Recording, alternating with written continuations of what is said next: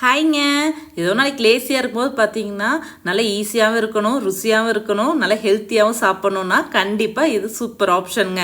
என்னென்னு பார்க்குறீங்க, சாமை அரிசி வச்சு இன்றைக்கி சாம்பார் சாதம் தான் செஞ்சுருக்கேங்க.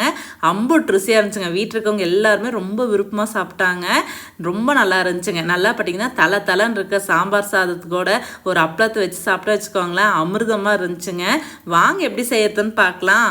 அதுக்கு பார்த்தீங்கன்னா சாமை அரிசி ஒரு கப்பு, அதுக்கு பார்த்தீங்கன்னா அரை கப் துவரம் பருப்பு எடுத்துங்க. நல்லா கழுவி ஊற வச்சுக்கோங்க, இருக்கட்டுங்க. இப்போ தாளிச்சுக்கலாங்க. குக்கரில் பார்த்தீங்கன்னா கொஞ்சம் எண்ணெய் விட்டுங்க. நம்மகிட்ட என்ன காய்கறி இருக்கோ அதை போட்டுக்கோங்க. இன்றைக்கி பார்த்தீங்கன்னா கேரட்டும் உருளைக்கிழங்கு தாங்க போட்டிருக்கேன். உங்கள்கிட்ட பச்சை பட்டாணி இருந்தால் போட்டுக்கோங்க, இன்னும் டேஸ்ட் சூப்பராக இருக்குங்க.